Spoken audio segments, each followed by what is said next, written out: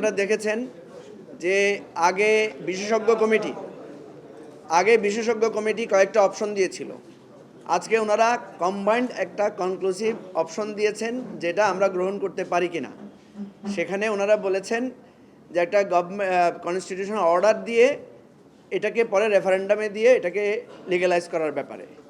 তো আমরা সবসময় এটা বলেছি, আপনারা জানেন যে এবি পার্টির পজিশন হচ্ছে আমরা ফ্লেক্সিবল। আমরা বলেছি যে আমাদের সবাইকে মত স্যাক্রিফাইস যদি আমরা করতে না পারি তাহলে আমাদেরকে এটা ঐকমত্যের জায়গায় পৌঁছানো সম্ভব না। আপনারা দেখেছেন কেউ এটা বলেছেন যে জুলাই ঘোষণাপত্রকে অনেকে আজকে চ্যালেঞ্জ করছেন। কিছুদিন আগে যেটা আমরা ঐকমত্যভাবে নিয়েছি, কালকে যে জুলাই সনদকে ওনারা চ্যালেঞ্জ করবেন না, এই জন্যই তো সংশয়টা তৈরি হয়েছে। এই অল্প কয়েকদিনের মধ্যেই বলছে জুলাই ঘোষণাপত্রের কি ভিত্তি আছে। তাহলে আগামী দিনে যদি কেউ বলে যে জুলাই ঘোষণাপত্রের কী ভিত্তি আছে, আমরা এটা পার্লামেন্টে পাশ করব না, সেটাও তো উঠতে পারে। বাস্তব কথা হচ্ছে আমাদের যে কোনো কিছুই সার্বভৌম না। যদি আমরা কাউকে সার্বভৌমের মূল মর্যাদা দিয়ে থাকি, সেটা হচ্ছে জনগণ। যেহেতু আমাদের কনস্টিটিউশনে বলা হয়েছে উই দ্য পিপল, যে আমরা জনগণের পক্ষ থেকে এই রাষ্ট্রটা ঘোষণা করছি।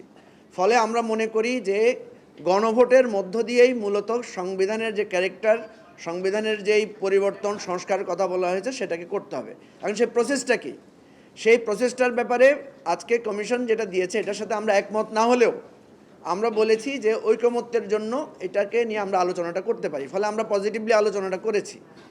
এখন কোনো দলের পক্ষ থেকে বলা হয়েছে যে 106কে দিয়ে এটা করার জন্য।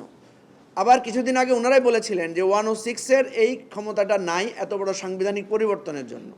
ফলে সেখানে আমরা একটা মধ্যপন্থার প্রসেস বা পরামর্শ দিয়েছি যে 106 এই প্রসেসটা আমরা প্লেস করতে পারি কিনা।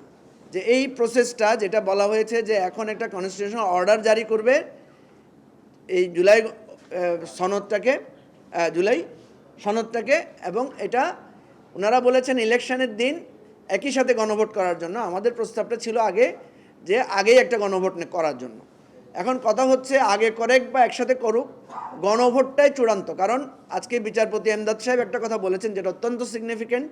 উনি বলেছেন যে আমাদের পার্লামেন্টেরও এই এখতিয়ার নাই সংবিধানের মৌলিক যে পরিবর্তনের কথা বলা হয়েছে সেটা করার।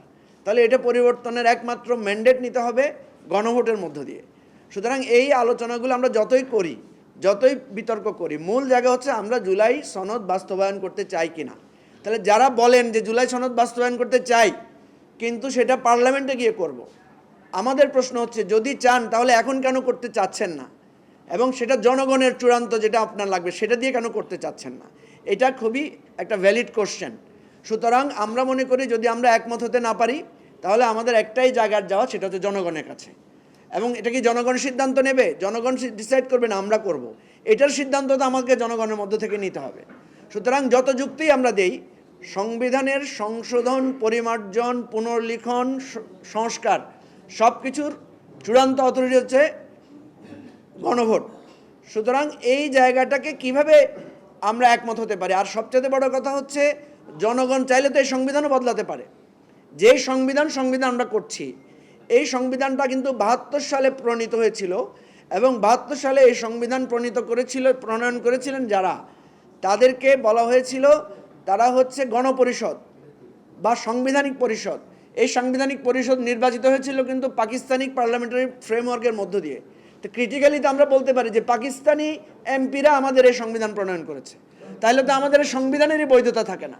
সুতরাং এই বৈধতার কুটতর্কে না গিয়ে, যেহেতু আমরা জুলাই সনদের ব্যাপারে একমত হয়ে গেছি, সুতরাং এখন বাস্তবায়নের জন্য একটু ফ্লেক্সিবল থেকে এই কাজটা করতে হবে।